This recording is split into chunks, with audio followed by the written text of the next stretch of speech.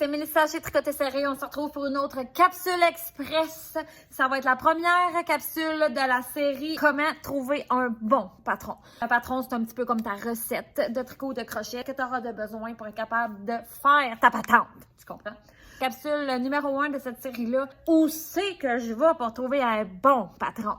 Parce que ce n'est pas vrai que tout ce que vous pouvez trouver sur l'Internet est nécessairement bien fait, va nécessairement paver la voie du succès pour vous, là. Des fois, il y a des patrons qui sont extrêmement pas clairs, qui manquent des informations de la plus haute importance.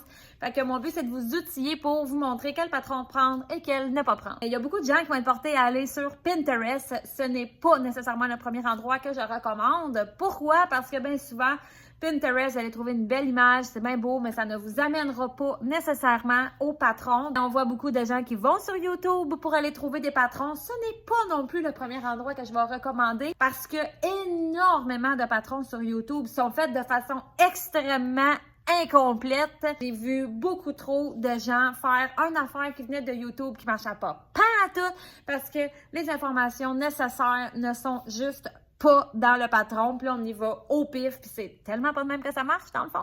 La meilleure place que je vous recommande, c'est un site que vous devez absolument garder dans vos favoris et prendre l'habitude de toujours vous rendre là quand vous voulez un patron. Ravelry, R-A-V-E-L-R-Y.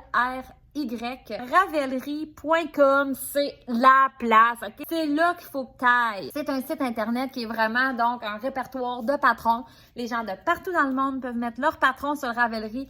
Bien entendu, c'est pas parce qu'un patron vient de Ravelry qu'il est nécessairement bien fait, mais on s'entend-tu qu'à peu près 90% du stock que tu vas trouver sur Ravelry va être bien fait.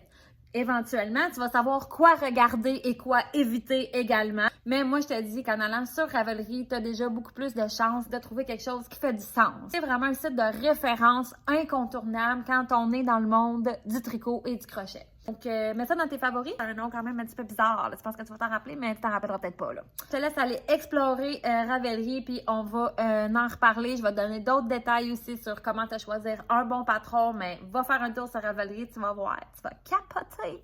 Ciao!